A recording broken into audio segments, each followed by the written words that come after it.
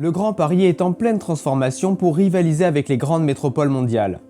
Ces projets titanesques intriguent et sont très attendus par les 12 millions de franciliens. Alors, où en sont les chantiers?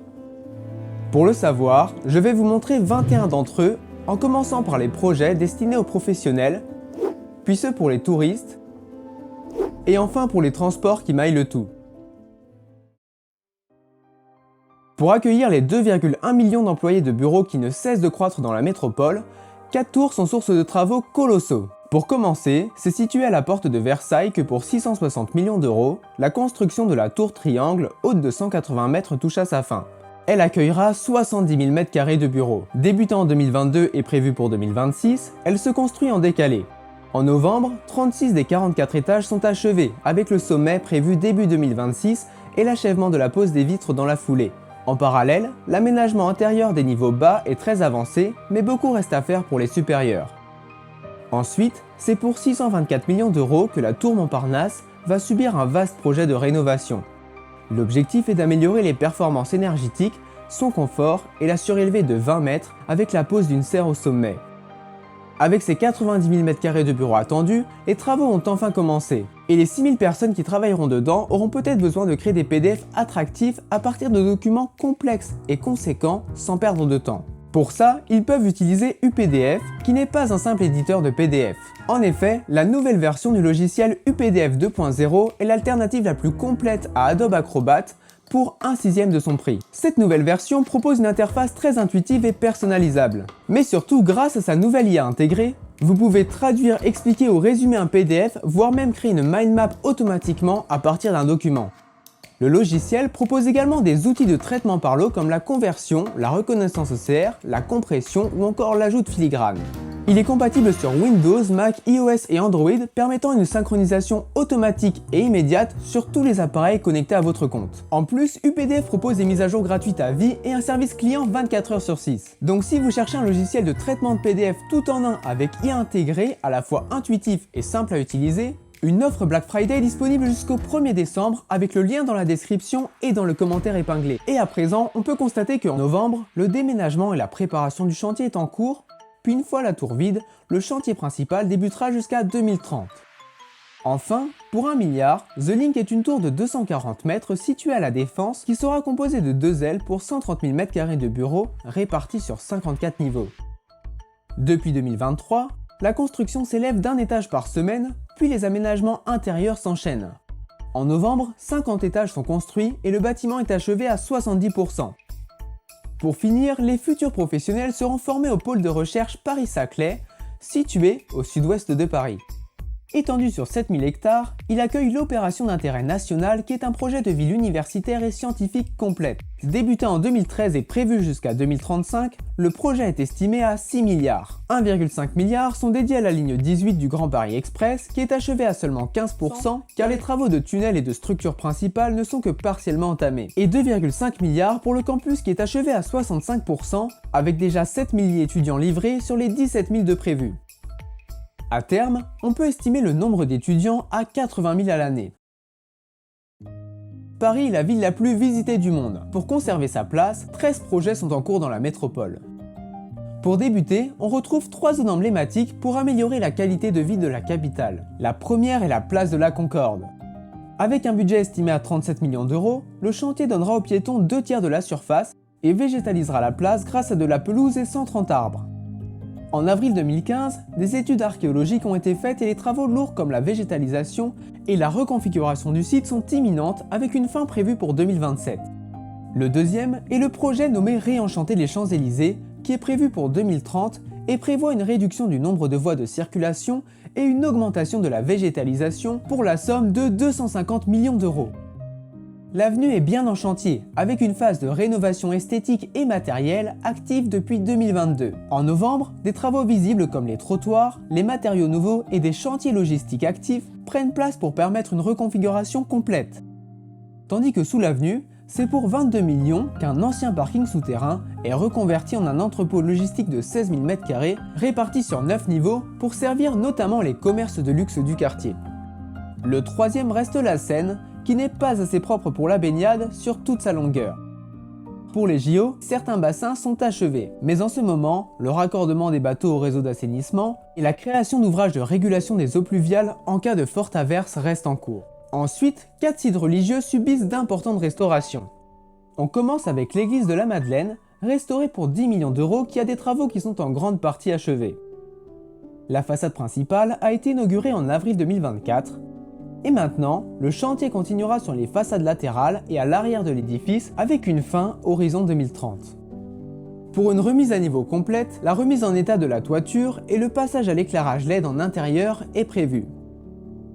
On poursuit en découvrant Notre-Dame de Paris, pour qui la flèche, la charpente et une grande partie de l'intérieur sont refaits. Cependant, le chantier n'est pas du tout terminé. La restauration des extérieurs avec les façades et les arcs-boutants se poursuit, alors que l'installation de nouveaux éléments intérieurs, comme les vitraux contemporains dans certaines chapelles et mobilier liturgique, ne seront installés qu'en 2026. Pour ce qui est du réaménagement complet des abords de la cathédrale, il a commencé cet automne avec des fouilles qui ont été réalisées. Ce chantier est intéressant car on est passé d'une phase d'urgence à une phase de finition et d'aménagement. En troisième, on retrouve l'église de la Sainte Trinité pour 25 millions d'euros qui est prévue pour 2027. Le projet prévoit de refaire tous les extérieurs. Actuellement, un échafaudage majeur recouvre depuis plusieurs années le campanile et les 2 tours lanternes qui sont très avancées pour la restauration. Globalement, 60% du chantier est achevé en novembre. Pour la dernière, c'est à Saint-Denis qu'a lieu l'un des plus grands chantiers patrimoniaux d'Europe. Celui de la reconstruction de la flèche de la basilique cathédrale Saint-Denis qui a débuté en mars 2025 et s'achèvera en 2030. Le coût est très élevé car il implique la taille de 15 000 pierres numérotées, la mise en œuvre de savoir-faire anciens et l'intégration de technologies modernes. En novembre, 12 niveaux de pierre ont été posés et l'escalier en colimaçon, construit comme au Moyen-Âge, progresse aussi. Enfin, nous allons découvrir 3 sites dédiés au divertissement. Et c'est à l'est que nous allons, à Disneyland Paris. C'est estimé pour 2 milliards d'euros que l'extension de Walt Disney Studios, le second parc du site, progresse pour être rebaptisé Disney Adventure World. Une nouvelle entrée a été inaugurée en mai 2025, tandis qu'un lac d'extension, une partie dédiée à la Reine des Neiges et des zones supplémentaires sont attendues pour 2026. Tandis qu'à l'ouest, c'est sur l'île Seguin que pour la somme de 450 millions d'euros, la construction de la Pointe des Arts, un pôle principalement culturel de 53 000 m² s'achève. Après 4 ans de travaux, l'ouverture au public de l'ensemble du site est prévue pour 2026. Et encore un peu plus à l'ouest, c'est pour 52 millions d'euros, un plan d'eau de 120 hectares subit une importante refonte. Au préalable, 1500 tonnes de déchets ont été retirées de la décharge sauvage, et en septembre 2025, la construction d'une passerelle cyclable à 9 millions d'euros a débuté pour relier le site, et les travaux d'aménagement autour du lac sont en phase de déploiement. Pour permettre aux professionnels et aux touristes de se déplacer entre les sites, c'est grâce au projet du Grand Paris Express, qui est composé des métros, des RER, des trams, des bus et des vélos, pour un coût global de 39 milliards d'euros. Le métro est le cœur du projet et représente à lui seul 36,1 milliards. L'objectif est de prolonger 2 lignes et construire 4 nouvelles lignes avec leurs 68 gares et plus de 200 km. Le prolongement de la ligne 14 est désormais opérationnel. Répartie en 3 segments, la ligne 15 Sud est en cours de finition avec une livraison retardée pour avril 2027, tandis que les segments Est et Ouest sont pour 2032. Cependant, les coûts et les retards qui ont explosé se propagent aux autres lignes. Les premiers tronçons des lignes 16 et 17 sont désormais dans une fenêtre de mi-2027 et la ligne 18 qui est en cours est pour 2030.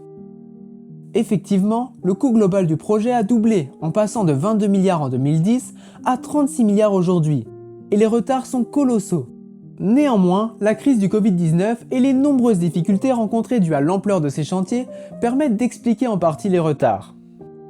Ensuite, le RER est estimé à 1 milliard d'euros avec la modernisation des lignes A, B, C, D et E. L'objectif est de renforcer les connexions entre les différents réseaux de transport en complétant celui du métro. Pour les 5 lignes, des travaux d'infrastructure importants et un plan d'action d'urgence pour redresser la ponctualité est en cours, ou encore pour la C, des trains nouvelle génération sont attendus pour 2033.